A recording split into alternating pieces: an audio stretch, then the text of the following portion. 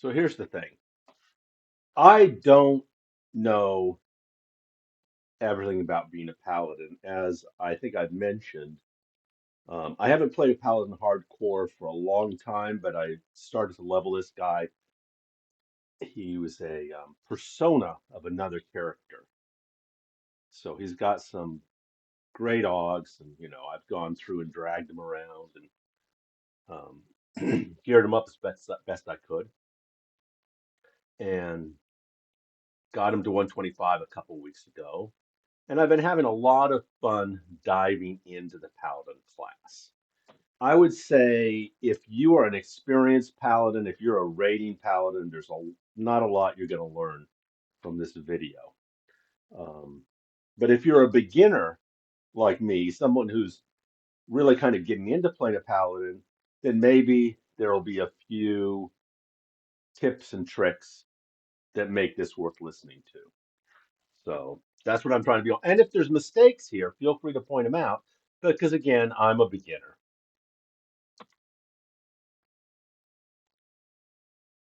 Let's go over here.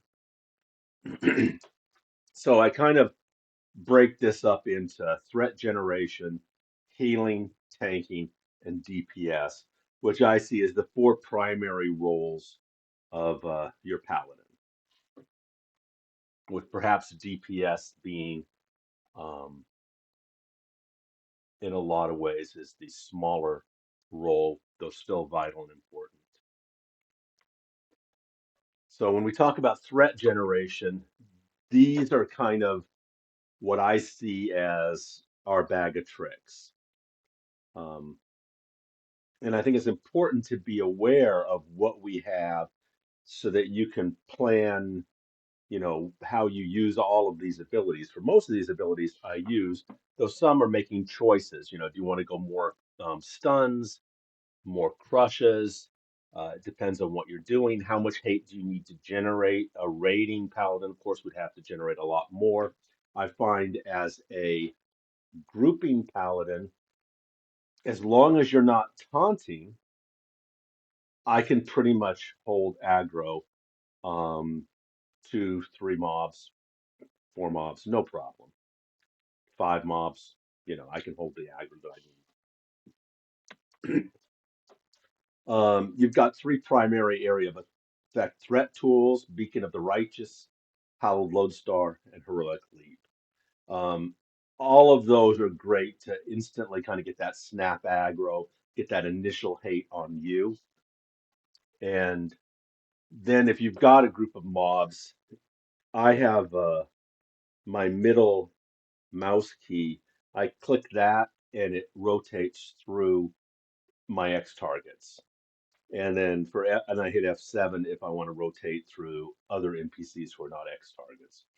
I wish there was a better key than F7, but it lets me, for instance, say I've got three mobs, I can keep mobs stunned, keep hate and aggro on them. I can handle those four or five mobs, whatever it is. And you've got a few utilities. Mars Salvation is nice. It means that everybody in your group is going to generate 15% less hate, but you have to refresh it every 10 minutes. So if you need it, you need it. If you don't, then you'll tend to forget about it. Unconditional affirmation, projection of piety, petition for honor.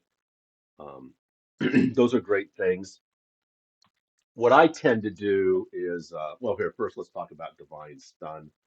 Um, I use force of disruption in my mash line. I find that's the best. I think most people would agree. Disruptive persecution would be great. It does have more DPS, but it's draining your mana, and certainly is a group geared paladin or somewhat mixed group geared. Uh, I burn through that. That mana will go. So I do force of disruption. I'll bring disruptive persecution in if it's like a live name or something. I'll just swap out. Divine stun I find is best for moving mobs, positioning, things like that. Um, and then this is the a recent fight I had. and it's Brood Architect Azuri.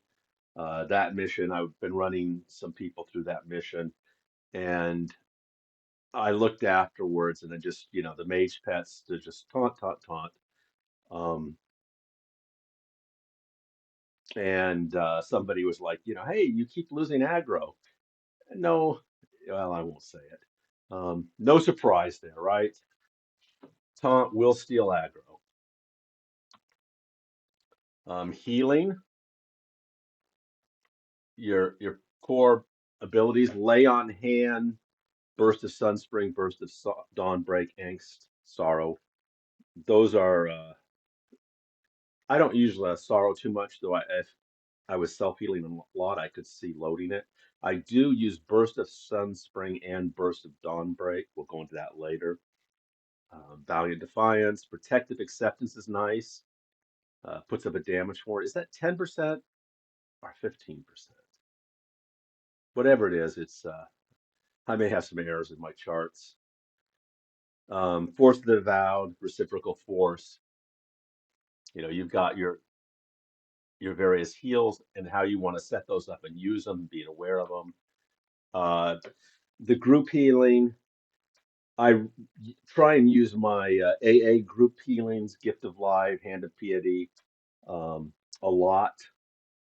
I don't use Paradoxical Blessing that often, unless I'm grouped with actual healers. If I'm just using a Merc healer or something, or healing myself, then of course it's of no particular help.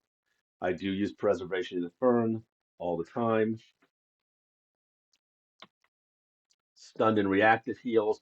Restoring Steel is one that a lot of people don't use, and I didn't use it initially until I started actually looking at it. And they're like, well, it's only 22 charges once you've got your AAs done. It's it takes like 2 minutes to refresh, um, and it's only like a 5,000 point heal. But the average heal from that for me is more like 45,000 points. And I find it fairly significant. I've got Spirit Drinker's Coating. I also, of course, have Vanya's Undying, blocks 8 things. I didn't put everything down here. Current Breastplate, Anguish Breastplate, and I don't find much use for that. That's actually, that's about a total of 3,600 hit points healed over that 24 seconds of 1K poultice. It's not worth the click. I got it just because that's what you do. And if I had known how utterly useless it was, and I had been told that maybe it was helpful for area of effect aggro, maybe, but very, and when I say 5 to 6K total, that's an exaggeration. It's more like 3,000, 4,000. Don't use the Anguish Breastplate much, but it would in era it would be great. Again, I'm talking at the level 125 modern live server, not worthwhile. But the epic is still useful. It's not SK style useful. It's not shaman style useful or bard useful, but it's useful. Um, I have the Staff of Forbidden Rites. I got that from my paladin. I tend to get my um, characters all the toys. I like the toys. Uh, so that gives you your battle res, and I use that every now and then, especially when I'm PLing uh, lower level people who want to pitch in and attack, and even though they're 10, 15 levels below the mobs, um, bless them. Radiant Cure, Blessing of Purification. I think there's another one that's a just straight purification. So these are, did I mention if you're a raiding paladin or experienced paladin, you probably don't need this. This is just dividing the tools that we need to look at and figure out what we want to do for when we play our character. Um, Tanking, deflection discipline. If you're a tank, you know about deflection discipline. Doesn't matter what breed. Um, Revered guardian discipline. That's going to A lot of times what you do is you just cast that, then you click it off because it's got a buff that goes with it. Um, it's 120 charge, 3 minute healing proc buff. And you click that when you've got three mobs in camp and you want to give yourself a little healing. Uh, Avowed of Armor, Armor of Avowed Penitence. There's another version that's I think a level below. Um, but the one you want to use in most cases is the armor version. The other one has a group heal, and but if you need the group heal, unless you're doing if unless there's a lot of AoE stuff going on, I mean, you're keeping the aggro on you. We're talking to the group focus here. I know in some of the missions, you start running into that everybody's taking damage situation. Shield Flash, Blessed Shield, Armor, you know, Flames of the Valiant, that's from your 2.0 Epic, 40% healing effectiveness buff. I would get the Paladin 2.0 Epic, it's worth getting. Do the Anguish Armor if you want, Anguish Breastplate if you want, just to be completionist. But it can be, if you don't use one of the cheesy methods for getting faction quickly, um, it can be a couple hours to faction up.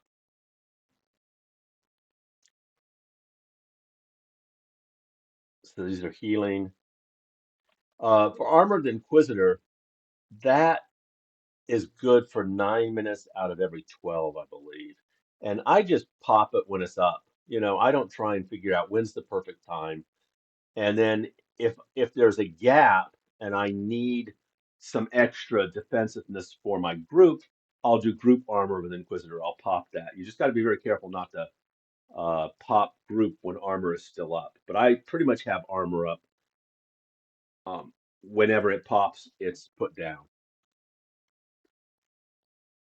As I mentioned, group armor won't override armor of the Inquisitor, but if you click it, the timer will trigger and you won't be able to use it for 20 minutes.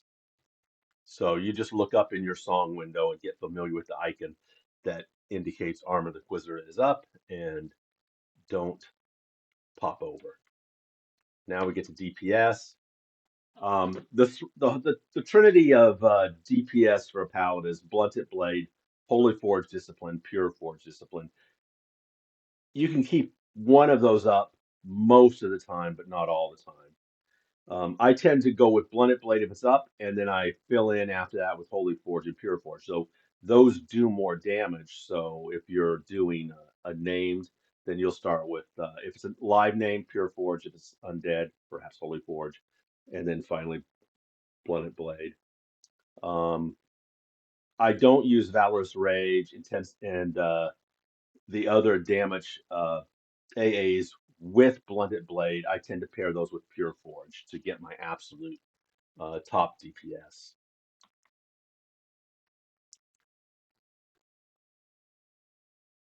You got your crushes. Paladin DPS spells are not particularly impressive from my point of view. Now, one of those reasons is I have chosen to focus on other AAs, and I've left all the focus AAs, that are 110 AAs a pop, to bring Crush of the Heroic, Crush the Way Under way up there. I've left them out. But I think even when I finally fill those out, I'm not going to be impressed by the crushes. I do use them. Um, I'm more impressed with the stuns, which use no mana and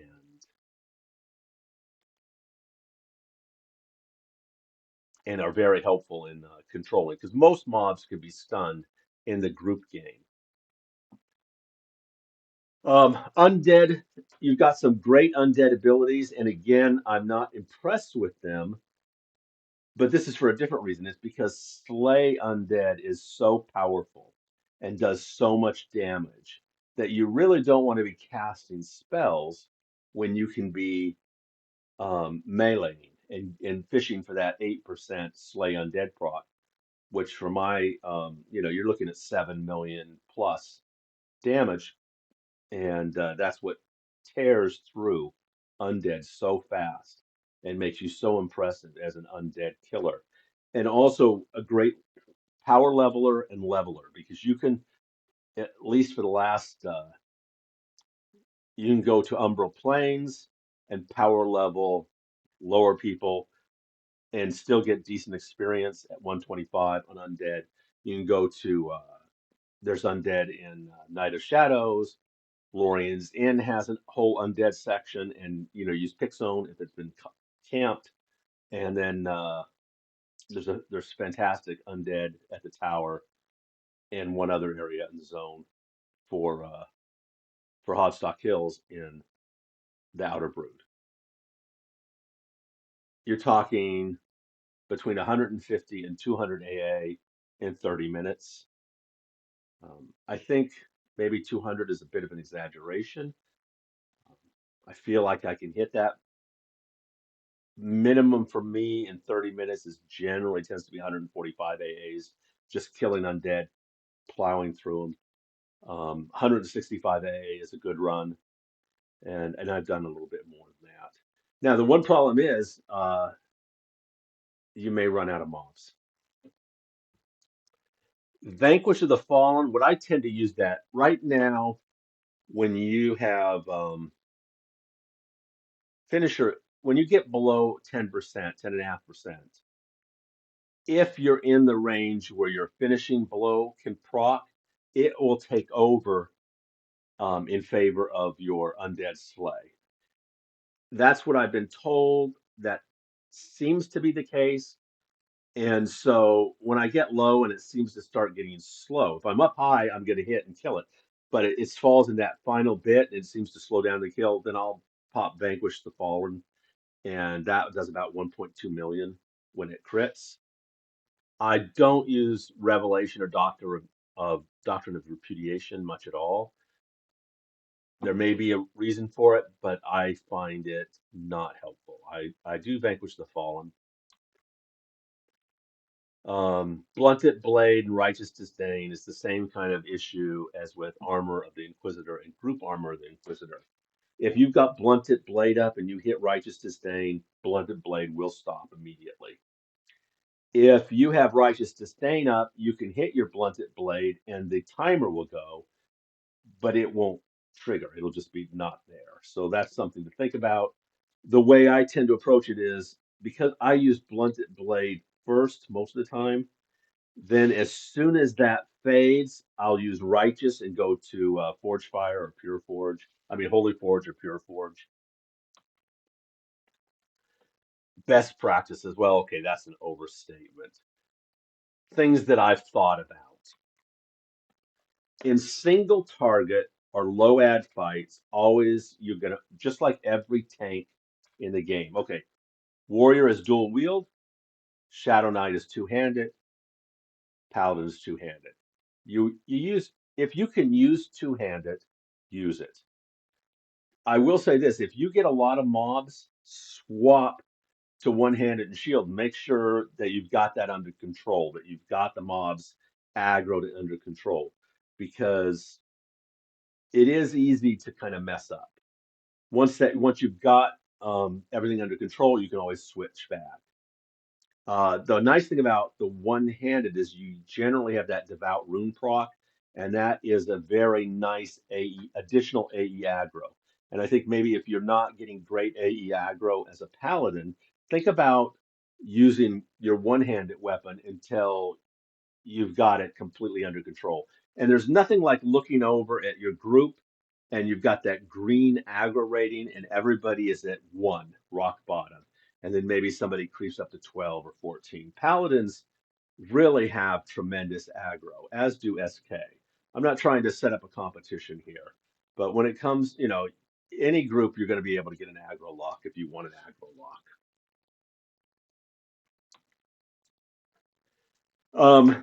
My sort of, if I'm in a group and, with good high DPS dealers, I like Fanatical Audacity. I use that to pull with. Comes with an awful lot of sustained threat. In other words, it generates hatred as you play. Then you hit with Valiant Defiance. That's a 95,000 hate spike. That's about the biggest hate generating ability I know of. And then I'll follow up with Petition for Honor. This is against live mobs. And now I'm generating all this additional threat, for the next minute or so. So that's my kind of Fanatical Audacity, Valiant Defiance, Petition for Honor. None of those are particularly DPS abilities, but I'm not worried about that. I'm wanting to absolutely control the fight. I want lots of aggro. I don't find the Paladin DPS spells, as I said, particularly impressive, and I just try not to let that bother me because I do good DPS. If you're using your two-handed sword and you've maxed your two-handed, the AAs that increase that damage, you're going to be doing good damage. You're going to be happy with the Paladin. Splash. Okay, I don't use splash very often. If you're just healing your group, I think there are alternatives that are better for just the group. But occasionally there's situations where I know I'm going to be, because there's AoEs or something, I'll load splash. And if you're going to do splash, you want to have brilliant denouncement in there too to get that twin splash, because that makes it really a big, beefy group heal. And you can put splash right in your mash line, and you can have that green glow just there for when you need it. You can keep tanking, you can keep mashing. It'll just skip over once you triggered the splash. So it's a nice ability. It's a defining ability, especially if you are a raiding paladin. You're going to be using this a lot. And if at all possible, always cast splash with your twin cast, brilliant announcement. Um, if you get swarmed and you want to ramp up your heals quick, one way that I find is Hand of Tanari. I don't use Hand of Tanari very much. It's a twin cast because it doubles the mana cost of your spells for 5 minutes. But if you want your heals to really have impact, and suddenly you've got, and I don't know what the number is, but what I suggest is go out and solo with a mercenary, solo without a mercenary, and get and understand how much heals you can put out, how many mobs you can tank. For instance, I can tank up to 5 if I have my everything's ready to go. Um, but in so let's say in Hodstock Hills, undead 1 to 3, no problem. I can keep those. I can switch over stun some. They're all slowed. They're undead. If I get 5, I can survive 5. Um, if I'm on my game, and I can die a lot too. I die often enough when doing this. If I get distracted, there's a phone call or my daughter comes by or whatever, I prioritize real life over the game. And if I end up in the guild lobby, so be it. But the one place I do use Hannah Tenori is, yeah, I suddenly get those mobs coming in. There's too much, and I want to give myself a little oomph. I hit Hand of Tenari. Now, all of my self heals are twin cast, and it helps me in surviving. So that's something to think about. I've been really surprised at how good a paladin is at self healing and healing others. Um, there's so many sources of paladin heals, and it's just a lot of these just unending uh, lower heals. And what I found is um, that, for instance, doing the brood mission, I did this with a paladin. I actually had a higher rate of actual heals per second and a much more efficient. In other words, I was not overhealing as much, and my total actual healing was um, a little bit higher than the shaman, who whose potential healing was so much higher than my actual healing. But he's doing these big heals, and they don't always, or they're not always necessary. Whereas I'm healing, 3, 5,000, 40,000, 50,000, just this constant stream of healing, and it tends to seem to be more effective. And as I said, it's just a data point. It's just looking at it. I'm not saying in any sense paladins are better healers than the priests, but they can be very effective at healing and keeping a group up. We're very fast at healing groups. Um, and as I said, I'm looking at the healing light. This is just this one mission, so one data point, and you can see how often healing light.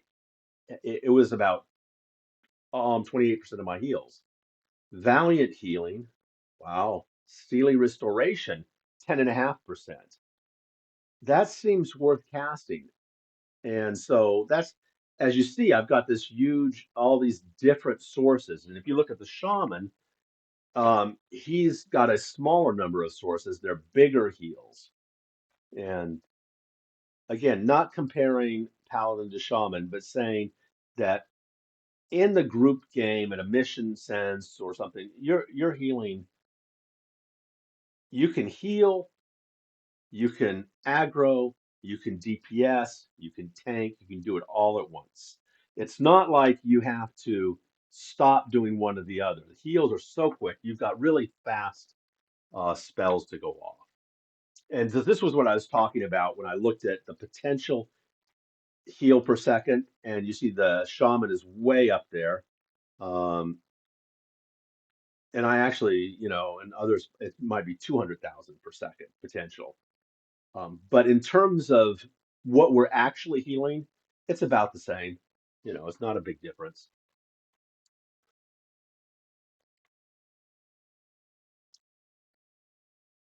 Let's see. Well, maybe not.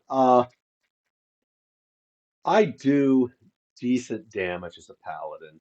I'm very happy with that damage, but it does not compare in any sense of the word to the damage I do on my monk or my rogue or my magician. Um, well, at times, and I'm not talking undead, which is just insane. I'm talking live mobs. But I think I think if we were ranking the DPS, um, I'm certainly 90 to 95% of what the other tanks do. And this tank is still growing as a tank. I've got some AAs to go, but I have no problem. I can solo live. I can kill named live. I can solo and do any mission I need so far. And very happy with the paladin. Damage is decent. Rotation management is one issue. There's so many abilities that have these short timers that you want to keep up. And you need to find out. How have I handled it? Mars Salvation is something I just press every 10 minutes if I remember it. And I remember it if for some reason I'm struggling holding aggro. And I don't have to think about it very often. I'm usually not struggling to hold aggro.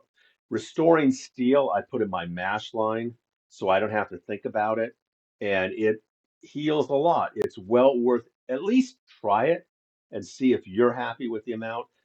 Use a log parser. I use EQ log parser so you actually know what you're doing. Preservation of the fern, steely stance. I put steely stance. That's clearly not right. Um, but it's the 50,000 temporary hit points. Those are in on my one of my hotkeys, and I just press them whenever I think about it. Every six, for the most part, every 6 minutes. And again, if you're not pushing yourself hard, you don't need to be casting them. These are extra. Armor the Inquisitor, I keep that down all the time. So it just, blunted blade, I pretty much keep it. If it's up, it goes down. And then once that's down, I fill in with Pure Forge, Holy Forge, unless I'm tackling a named, in which case it reverses Pure Forge, Holy Forge, Blunted Blade. Protective Acceptance, I have that as my last heal. So if I'm really pressing myself, I have target healing. So burst goes down, second burst goes down, Valiant goes down, and maybe I've used my reciprocal force. Well, there at the bottom comes this protective assessment because it's a little bit slower cast. But then I've got this damage buffer. Is it 10%? Is it 15%? I don't know. I should check my slides before I put them out, but hey. Um, so you want to figure out how you're going to handle all of these abilities so that you only have to focus on a couple that you're keeping up rather than always. And in my case, restoring steel goes in my mash line. Armor of the Inquisitor and Blunted Blade, they go in my mash line too. I'm sorry. It just, I know you should be all doing this intentionally, but I find I don't want to forget things. I want to keep it up, and I'm very busy as a paladin. What am I looking at? I leveled a few weeks ago, maybe 3 weeks ago, I don't know what it was, but I finally maxed out my Paladin at 125 and could actually put on all the gear that he was waiting to use when he hit to 125. He was so undergeared before that, it's not funny. Um, until at 123, I started actually playing him, and a buddy of mine would, he stays up till 2 a.m. And if I happen to couldn't sleep, I'll get up, we'd go out and we'd start working him up. And so when I finally hit 125, I could gear him up completely. Um, what do I prioritize at that point? I'm now past auto grant. I combat agility, combat stability. That's always my first priority because the tank's job is to tank. There's other things you want to get, but on the general tab, those are my two primary abilities. Archetype, Burst of Power, Veteran's Wrath. Those are bringing up the amount of damage you do. In particular, my focus is with your two-handed weapon. You want to do as much as you can because everything triggers off of that. I am not training up finishing blow, so it only works on mobs level 107, whatever auto grant is. And I'm hoping that means that they're not being triggered at all. And so that bug that's going on, which will basically favor um, finishing blow over undead slay, for instance, isn't impacting my play at all. Don't know. And then the class tab, I really focused on uh, it's I spelled night Night. Should be Knigght. I really should. I do these really quick. This is not um, it's not rocket science. I just knock these things out, kind of stream of consciousness. Slay undead. I focus on slay undead. I wanted that up high as possible because that maximizes the AA I can get while I'm still gearing up and leveling this character. That probably, if you're not somebody who's going to be out there soloing undead, then you may not want to do it. These are the priorities that I had. And then on my focus tab, I told you I'm ignoring the stuff that does additional damage. But if it's enduring, extended, or hastened, boom, I level that. And it tends to be cheaper too. So what can I say? Um, I don't know how helpful this is, but I'm going to show you my personal spell loadouts. And I have a whole bunch of other, if I want to do my MGB or aura or I have individual where you can pop in, you have swap spots, but these are my full blown general purpose grouping. This is what I'll have loaded. I'm in a group, we're killing live mobs, we're doing a mission. This is probably what I have. Undead, when you see me soloing at Undead Towers or Lorien's Inn, this is what I've got loaded. And you see, it's a lot of stuns. Force of the Forged, Force of the Avowed Force, Reciprocal Force. That's what lets me um, tank mobs that might overwhelm me based on where I am in terms of AAs and or gear. Because the stuns are quite effective against undead. And Fanatical Audacity, I will pull with that. The thing is that when I'm soloing, aggro doesn't matter. It's all DPS. Healing, keeping myself up, tanking, and DPS. Aggro does not matter because I usually don't even have a cleric out. And then finally, kind of my live stun loadout. I like the stuns over the DPS nukes. Different people make different choices. If I ever fully level up my focus lines for the nukes, I may change my mind. This is where I am right now as a paladin. As I said, this is one beginner to another beginner. And that's kind of my live loadout. Um, and that's what I was going to tell you. I hope there's a few things that were worth listening to. Um, so now let's go over my actual setup. So I mentioned I have different spell sets. I also have, if I want to just load Audacity, and it's already loaded, so it doesn't matter. Aura, want to get my Aura up.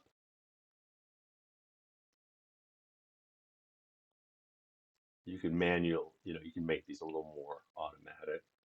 Um, if I'm in a pulling situation where I'm using Calm along with Shackle of Tunari, which is, your pulling tools, Shackle, Tunari, Calm, and you do have your one-time fade. I want to be a decent guy and throw out an MGB. Then I just pop that in. Let's hit that. So there I am, a decent paladin. What else do we got here? Steely Restoration. And also, if I am in a situation where I want a twin splash, doesn't come up too often because I do not raid on my paladin. I don't raid on any tanks. I don't think I ever will raid on a tank. I don't think I have the capability to be a good tank. I mean, I like clerics, shaman, enchanters, and that may just because I'm getting a little older. Um, I would say if you're a raid guild and you're bringing in new people, it would behoove you to take this new guy or maybe a group of new people and go to a zone and actually test out your raid triggers on them when you're not in a raiding environment, making sure that they hear what you're doing, that they're moving to the right place, that they can do this. That's decent for them and it's decent for your crew of raiders who are going to be very unhappy if um, as a result of not understanding how trigger management works, the audio, maybe it's not set right, they wipe a raid. Um, run your applicants through your raid triggers in a non-raiding environment. That's just my advice. You can ignore that, by the way. So let's talk about how I've got this set up. Well, here's melee attack. Why is that there? This is so I can see if I am visually attacking. If it's on, I want to know. If it needs to be off, I want to know. Uh, Now, how do I turn off melee attack? Well, 0 is my cloak of light. It could because I usually am if I'm doing regular invis, I've got somebody who's regular invising me, or maybe I use the blue. But if I'm just running about undead, I love cloak of light. It's instantaneous and it will I have it set so that anytime I hit 0 key on my number pad, it will also turn off attack. So because it costs me nothing and being invis undead is nothing, this is also how I turn off attack if it happens to be on when I don't want it to. That's just a quick thing. Down here on the number pad key, this is my attack key, disc breather. If I need it, it'll go off before I hit attack. Cast 6. Let's see, what is 6? That 6 would be my reciprocal force. Why is that there? That was there for some special purpose. I usually find something to cast, not casting 6. Xtar 1. I have that. That'll also be changed to group assist if I'm not the main tank. Or if I'm main tanking it, a lot of times I just take this out. anymore because I'm the main tank, and so I'll bring up my X target windows and I'll just manually move around. And but you can put in whatever you want. In this case, let's leave it in because I actually now know. I remember why I have it that way because I did something sneaky. Um, so less target aggro. That's Mars Salvation, and we can just do this. Target black. That was my California as a bard. Target black because you want to be targeting yourself, and you hit that, and your group. So let's see. He doesn't have anything up right now, so I hit this. Now, when I go back, you notice he has this buff here. That is 15. The amount of hate generated. So this your entire group will generate 15% less aggro. That's nice. And but I don't have it. Why don't I have it? Because I have blocked that buff. I have come over here and I have well, let's say there. Add this cell to list of block spells. I block this. You want to block this. For you as a paladin, you don't want to generate 15% less aggro. You don't want that buff on you. Res them up. Um, use item staff of forbidden rites. So, it targets a corpse, or you can manually target it. There's your battle res. Gift of resurrection. Okay, disruption versus persecution. I don't use that, but occasionally I will swap that in there. I don't swap in divine stun because I hate um, unintended movement of the mob. It really is not fun. That's another reason to use divine call sparingly. It's really helpful when you need that mob pulled to you, when you want control of the mob, but you don't necessarily want it all the time.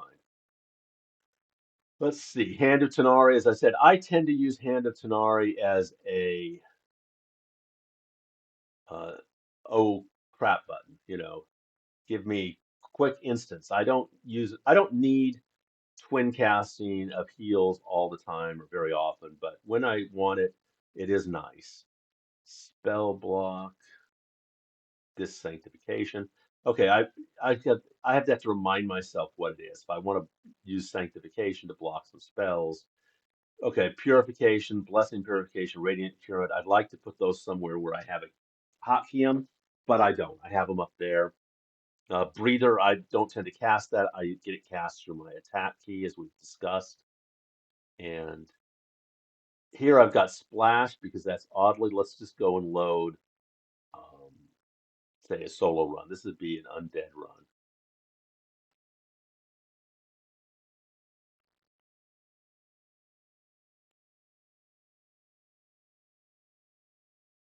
And that would be Tash. So I hit number pad 2. If I want, I say Tash. You know what it is. It's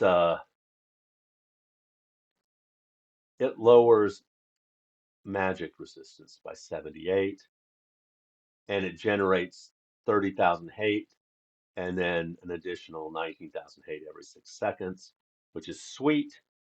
One of the things you may have noticed is that when I'm doing undead, I have petition for honor first. Why do I have petition for honor first? Because it slows the undead. I want to slow those mobs quicker. Every other iteration, I do valiant and then petition for honor. So every other iteration, I go Tash, valiant, petition. You notice that I've got restoring steel, and that is in my mash line. Once it's up, it takes for 2 minutes to refresh. I've got it up here at 22, and it'll last 3 minutes, it says, but it'll get used up before that.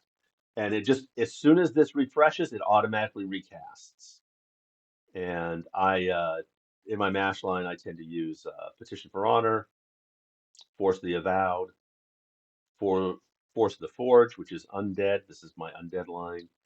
Avowed Force, reciprocal force, and then valiant, because I'm not worried about aggro in this particular line. Aggro is not an issue because I don't even have my cleric up when I'm killing undead.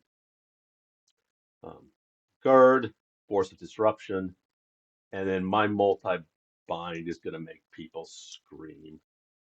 Obviously, Oriet's Bane, that's how I get that to go off. Disc Blunted Blade if it's off. I want Blunted Blade, and then I fill in with the others when I'm doing these undead runs. Armored Inquisitor, I want it up. If it's not, I don't want to be thinking to use it, or like, is it time, or is it? Sure, if you're in a situation where it really matters and you need for a specific period of time, the highest AC you can get, the highest defense, because maybe you're doing a name, then go ahead and do that. But I'm just wanting to use it and lower the amount of stress a healer would have on me. And then I tend to use group armor as my filler when I need to. And then we got armor of experience, of course. So that's my top line. Um, One-handed, two-handed. L key, N key. And so all of these shield flash, deflect, armor, they are. So I'm on two-handed now. If I hit this, I'm calling an audible, and I immediately switch to one-handed. I want to be on one-handed. I can switch back if I need to, but I want to be in full defensive mode. I'm not one of those tanks at the point where I can go like, oh no, I use two-handed no matter what. I think that's great. I mean, I have friends who are just, I don't even know if they have a one-handedness shield, you know, SKs or and SKs have great self-healing, and a well-geared raid SK is just a work of art. But I'm not there yet. So I still swap to sword and board more often than probably a lot of people. Here's your righteous disdain, which is next to blunted blade. So I hit blunted blade. If that when that expires, I'll hit righteous disdain, and I'll usually pop. These are my burns. There's a basic burn, and then pure forge, and you can see what I've got there. Yeah, that's just being silly. I semicoloned it out because I'm grouping, but it makes me laugh sometimes. Let's see. And then Pure Forge expires, and you can hit Holy Forge first. I tend to hit Holy Forge first before Pure Forge because I'm killing undead, but it doesn't matter. You're going to be using these all constantly. Whenever one pops up, you go to the next one. Now they're all done. I'm not even thinking of Blunted Blade. At a certain point, I'll notice, oh, I'm doing Blunted Blade now. That's nice. And we back into the rotation. So in this line, here's Fanatical Audacity, Projection of Piety. That's your aggro tank, or your aggro pet. Ageless Enmity, Unconditional Affirmation. There's sometimes a discussion about, oh, never put taunt in your mash line. And I agree, that is not the most effective situation. On the other hand, if you're tanking with mages and they've got their pets on taunt, you can tell them, you can get in that whole discussion, or you can just say, hey, they either turn taunt off or they have pets that can handle it. That's fine. And you've got taunt on, you bring it back. The only time I have a situation with aggro is um, DPS mercs where they have not done the mercenary AAs to um, make their blows generate less aggro, or I forget to use Mars Salvation. So I put taunt in my multi-bind. I know it's not best practice. I'm not saying it's best practice, and I take it out a lot when I'm in other situations, but it's there. Here's my epic, and then I have my heal. 7, 7, 8, 1, and that's going to be wrong because um, this is actually for every other situate. Whenever I do other, like a paladin, let's do a stunning live line. But I'll be honest, I don't get down that far very often. So now I've got Valiant Defiance, which is a heal, and then we've got 10, which is Angst. If I get down to 8 Angst, it's an instant. And then, of course, 9 will automatically refresh Protective Acceptance, which generates 15, absorbs 15% of incoming melee damage for 1 minute, or until it absorbs a total of, 140 some thousand points. So we can work. That's kind of how I'm looking to heal. And this is still a setup that is adjusting. All my setups are always adjusting. And this is also very idiosyncratic to how I play because I play multiple classes. And so J and K are always going to be something, and then L and N generally always going to be switching bandoliers, And so I've got my DA, which is my Divine Hammer of Consternation. I'll tell you, with the various AAs that a Paladin gets, you will proc invulnerability almost instantly. And by the way, this is the icon for Armor of the Inquisitor, and that's so you just look to the left, you see if that's up. There's Valorous Rage. Get familiar with what your icons are. Um, Celestial Regeneration. Don't know why I've got that. Somebody probably in the group popped. I mean, the lag pile popped it. Vanquish the Fallen. I don't use it unless the mob is already low health, and I kind of pull it in to hopefully finish off a mob. I've got Rage of Rolthorn. I've got Intensity of the Residue Champions. Oath. If you get too many mobs and you're good in mana, go ahead and click it. You've got so many abilities as a tank to keep you up. What you really want to do is push yourself and find out how many mobs you can take and how many mobs. And if you're doing stuns, I mean, I don't have my X target up, but say you've got 4 X targets here, I just click and I switch stun, click, stun, click, stun. And with 4 stuns, they start refreshing. You can really do a surprising amount. So this is all defensive stuff for the most part. That's the goal for this is defensive stuff, except for this is just tag, Staff of Viral Flux. Leap of faith. If you're, I a little silly here. I would invis myself, but I have that taken care of, so it's not working. But speed of the savior is kind of the ticket here.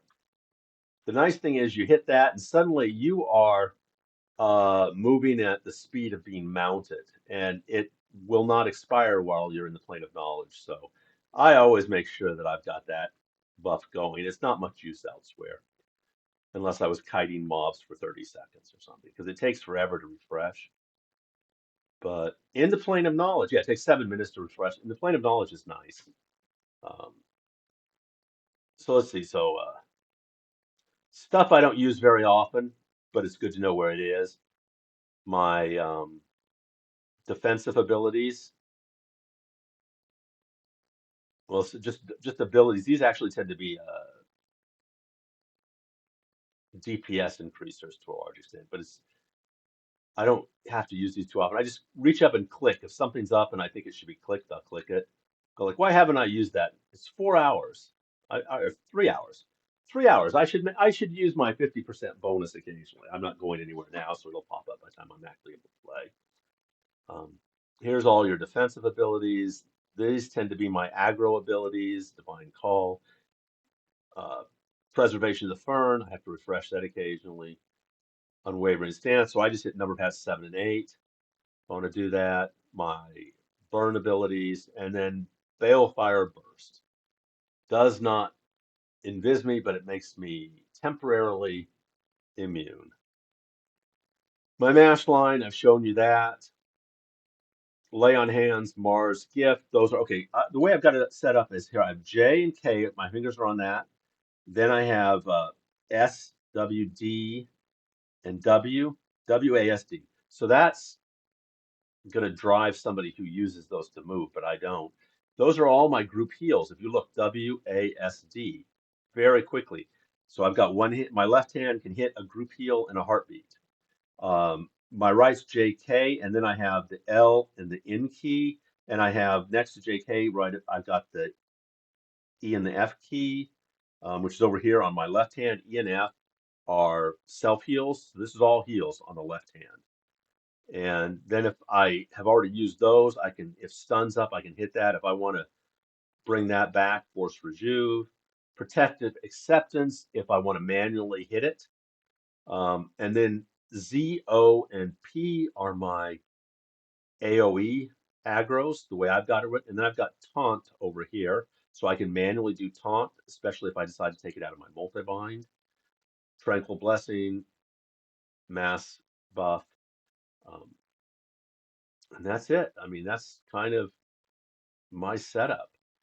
Is it great? Is it maybe I'm doing too much multi-bind stuff? But I'm pretty happy with the way the Paladin works. Okay, you guys, this went on, and as this is one beginner Paladin to another. If I understand that if you are an experienced Paladin, you're a raiding Paladin, this will not have been the video for you. You guys take care. I'll talk to you later.